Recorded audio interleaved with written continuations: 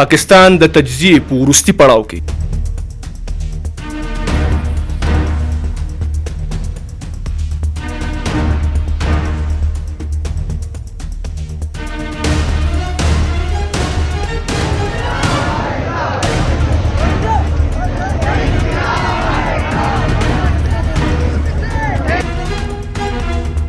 دغه لاریونونه له بلوچستان څخه تر اسلام آباد پورې ورسېدل. 12 مختلفو ښارونو باندې په نظامي ځایونو باندې حمله وکړه چې پکې سلګونه پاکستاني پوځیانو ته مرګ ژوبله واوښته. پاکستان له امنیتي اړخه ډیر ځپل شوی دی. کله چې په 1940 کال کې پاکستان رامنځته شو، بلوچستان د کلات د خانیت تر نامه لاندې یوه نیمه خپلواک سیاسي جوړښت درلود.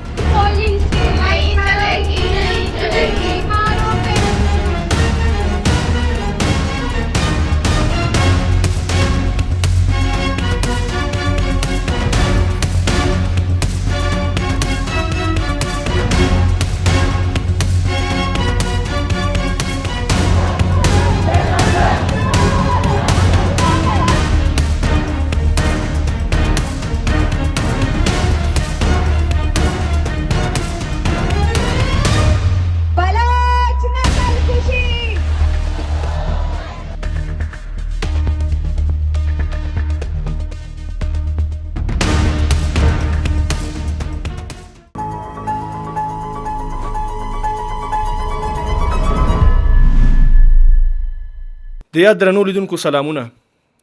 د یاد دې تحلیل ته مو زه امین الحق امینی هرکلی کوم. لکه څنګه چې تاسو ته معلومه ده، پاکستان په دې وروستیو کې له څو اړخیزه بحران سره مخ شوی. دا بحران څو اړخونه لري چې امنیتي، اقتصادي، سیاسي او همداشان بهرنۍ اړیکې پکې شامل دي. په دې وروستیو کې پاکستان له امنیتي اړخه ډیر ځپل شوی دی. په بلوچستان کې د بلوڅو ازادي غوښتونکي غورځنګ څو ورځې وړاندې د بلوچستان په 12 مختلفو ښارونو باندې په نظامي ځایونو باندې حمله وکړه چې پکې سلګونه پاکستاني پوځیانو ته مرګ ژوبله واوښته. د بشیرزی په مشرۍ دغه عملیات دومره ناڅاپي او په یو وخت ترسره شو چې د پاکستان امنیتي ادارې تیښتې ته اړ کړې. سیاسي شنونکي بیا وایي چې دغه ډول عملیات په بلوچستان کې ترسره کېدل د پاکستان د امنیتي ځواکونو یوه ستره ناکامي ده. دا لومړی ځل نه دی چې دغه ډول پیښې په پاکستان کې ترسره کیږي، او نه دا پیښې ناڅاپي، وارداتي او د پردیو لاسوهنې دي. دا یو دوامداره بهیر دی چې ریښې د پاکستان د رامنځته کېدو له لومړیو کلونو سره تړلي. لکه چې په 1940 کال کې پاکستان رامنځته شو، بلوچستان د کلات د خانیت تر نامه لاندې یوه نیمه خپلواک سیاسي جوړښت درلود، او په هغه وخت کې د خپلواکۍ اعلان کړی او له پاکستان سره د الحاق مخالفت یې کوو. خو په 1948 کال کې پاکستان د زور له لارې کلات ونیو او د فوزي فشار لاندې دغه سیمه د پاکستان یوه برخه وګرځېده. دغه الحاق نه د ولس د رایو له لارې وشو او نه د بلوڅو د ارادي استازیتوب یې کوو. له همدې ځایه د بېباورۍ، مقاومت او شخړې تخم وکرل شو. له 1948 کال څخه بیا تر ننه پورې لږ تر لږه په بلوچستان کې 15 ستر مقاومتونه ترسره شوي. لومړی مقاومت په 1948 کال کې رامنځته شو چې دا مقاومت د الحاق ضد مخالفت او رهبري د دې مقاومت عبدالکریم خان کوله. په 1958 کال کې بیا د نواب نوروز خان له لوري په بلوچستان کې یو ستر مقاومت رامنځته شو چې دغه مقاومت تر 1959 کاله پورې دوام وکړ. بیا د 1962 څخه تر 1963 پورې یو بل وسلوال او مدني مقاومت رامنځته شو، او له 1983 څخه بیا تر 1970 کالو پورې مدني او وسلوال مخالفتونه. او د ذوالفقار علي بوټو د حکومت له مهاله له 2000 کال څخه بیا تر ننه پورې وسلوال او مدني مقاومتونه رامنځته شوي دي. خو هر ځل د دغه مقاومتونو او وسلوالو مبارزې ځواب پوځي عملیات، بمبارۍ، بندیزونه او سیاسي ځپلو.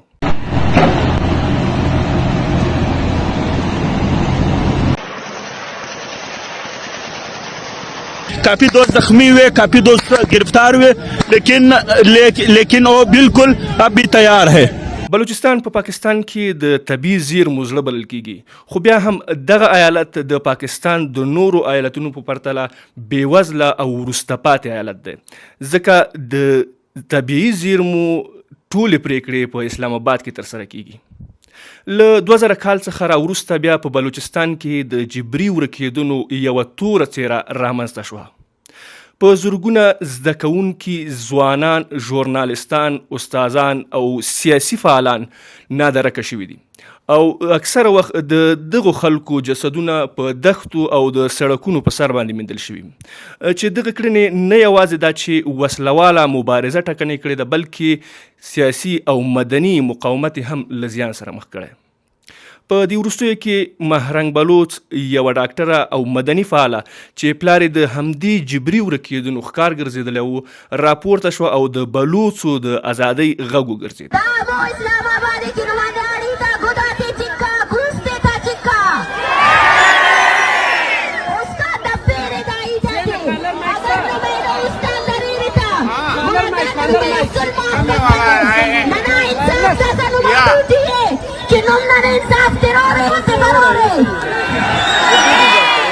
نوموړي د وسلې پر ځای مدني مقاومت او د قانون ژبه خپله کړه.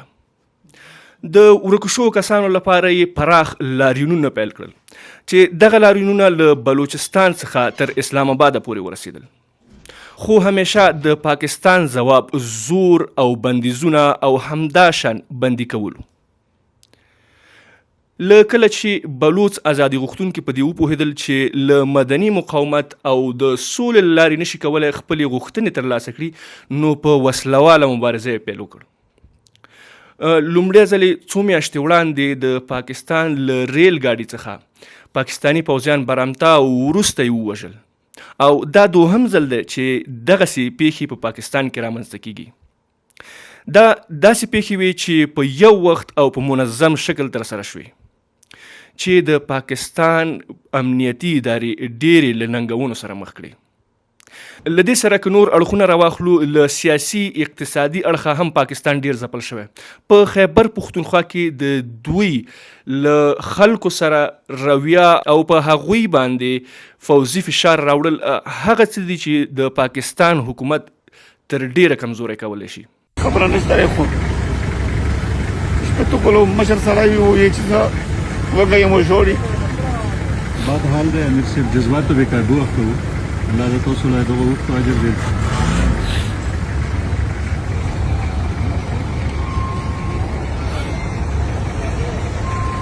خو پاکستان همیش په دغه ډول پیښو کې خپل ګاونډیان هندوستان او افغانستان تورن ګڼي. حال دا چې د تاریخ پاڼې، سیاسي واقعیتونه او میداني شواهد دغه ټولې ادعاوې ردوي. پوښتنې دا را پیدا کېږي چې پاکستان ولې په دې وروستیو کې له دغه ډول امنیتي پیښو سره لاس او ګریوان دی؟ ځواب شاید ډېر اسانه وي. که چیرته په بلوچستان کې د جبري ورکېدنو سیاست پای ته ونه رسیږي، سیاسي واک شریک نشي او طبیعي زیرمې ولس ته ونه ګرځول شي او همداشان تاریخي تېروتنې ونه منل شي، دغه شخړې به دوام ولري. په نورو تورونه لګول یوازې له حقیقته تېښته ده چې د پاکستان او بالخصوص د بلوڅو درد نشي دوا کولی. درنو لیدونکو، زموږ دا تحلیل په همدې ځای پای ته رسیږي. تر بل تحلیله چې زه امین الحق امیني ستاسې په درانه چوپړ کې حاضرېږم، الله مو مل شه.